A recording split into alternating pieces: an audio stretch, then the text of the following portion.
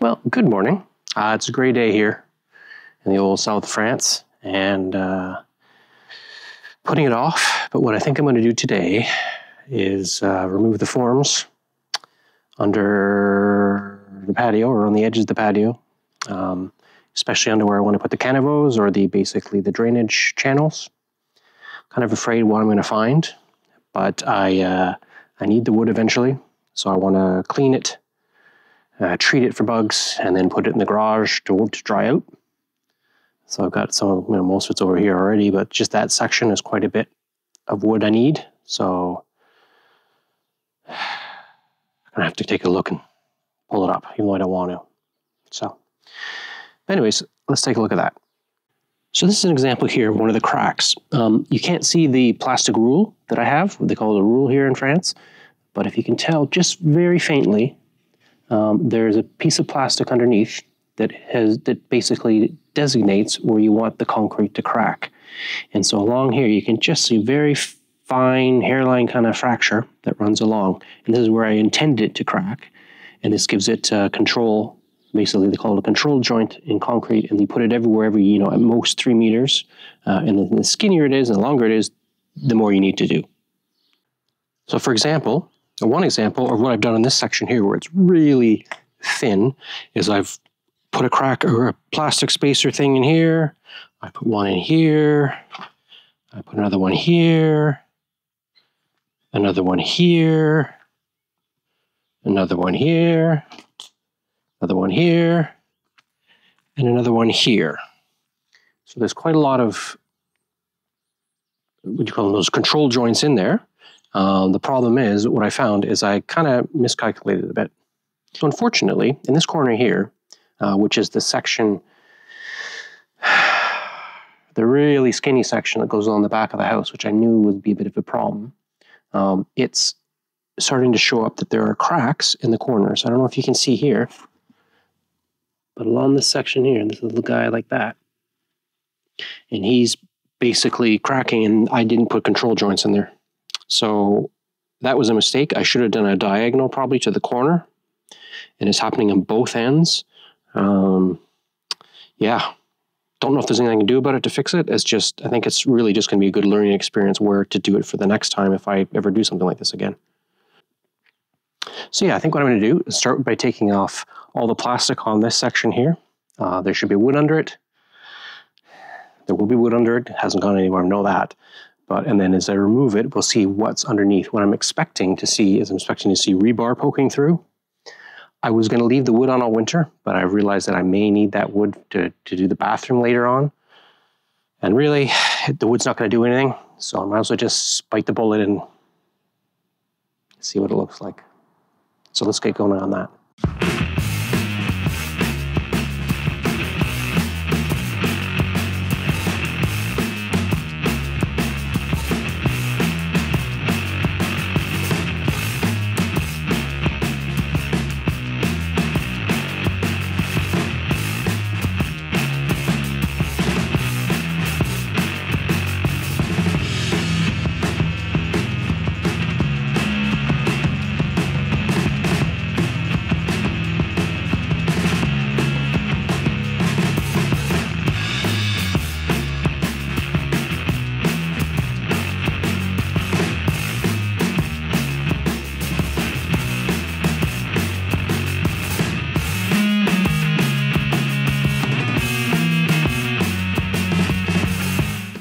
So in this pit, what we have is a pipe coming in over here, a small gray one that's going to be used to collect the rainwater from the gutters and from the patio. It's very small, but I've intentionally done that because I don't want to overwhelm anything. It's more to be if it rains constantly for a few days, it collects and does that sort of thing. The larger pipe is going to be where I'm going to take as the output for the towards the garage or towards the drain. The red one is going to be what the conduit is going to be where I run the low voltage wire to the shutoff valves, the automatic shutoff valve things I'm putting in, and also the wire to the pump. Right now what I'm doing with the house is there's this pipe that runs from all the shower, or at least the one shower right now, but it also connects up to the future one. That'll go And basically what it does, it just bypasses it. So what I want to do is take this and put that into the green thing. And then if there's an overflow of the green thing, it can't keep up for whatever reason, the pump's off, there's a power failure, it'll basically shoot out into the sewer that way. And in this one, we have a shut-off valve down here.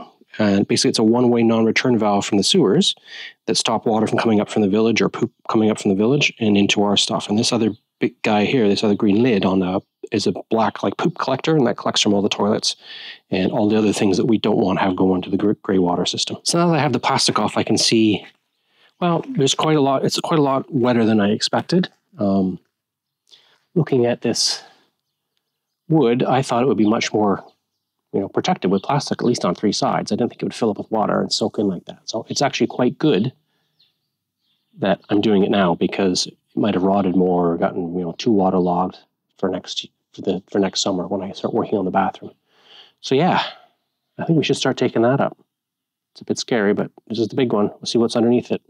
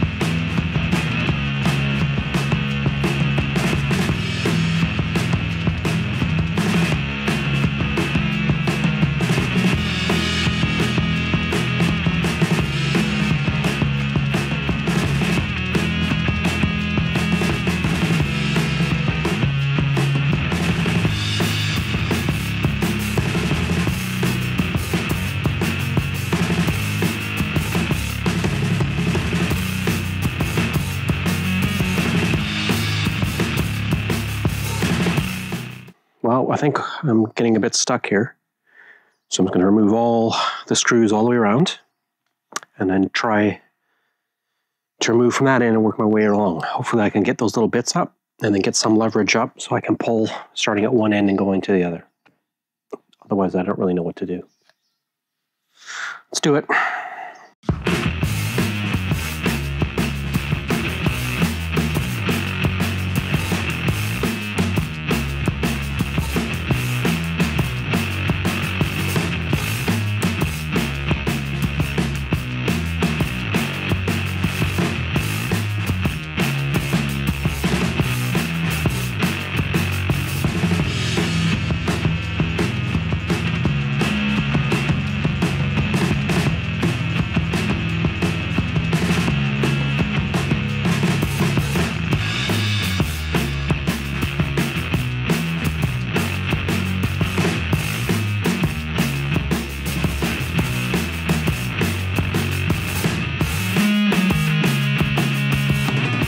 So yeah, it's been a bit difficult keeping the swearing in, but yeah, I can't get the wood out. I'm trying to save the wood to use in the house, but I can't get it out. I mean, I know I could get it out. I'm just trying to think of a way to do that. So I think what I may have to do is cut the concrete along the edge of one side just really closely, just so that I can pull the wood up. And then what happens at the second level down? Not what I hoped for. It's almost like the wood is expanded. I thought the concrete would shrink a bit, and then I get the wood out quite easily, but it's obviously not done that. I'm not too sure what to do. I'm quite stuck today. I may change modes and work on removing the forms around all the access panel covers. There's one there, a couple there, and there's a couple by the pool. 3 by the pool. So maybe I'll switch to that and just maybe give this a day or two to dry out and see if it will loosen, because it's just really wet, all that wood. It's soaked, but I didn't think it'd be getting that much water in it. So either that or my next thing is to cut the edges. Just kind of do a bit of a slight angle on one side, and then I can, because there's nothing holding it. The top level, there is absolutely nothing holding it other than the concrete on the top, on the squeezing of the concrete. So it's just a bit of a waste of my time today. So it's not been a success. But let's turn it around. Let's focus on what we can do today, and then I'll have a think about it, and if anyone's got any ideas of how to get this up without destroying the wood completely, because I would like to reuse it. It was, you know, meant for the floors. But yeah, let's switch to that.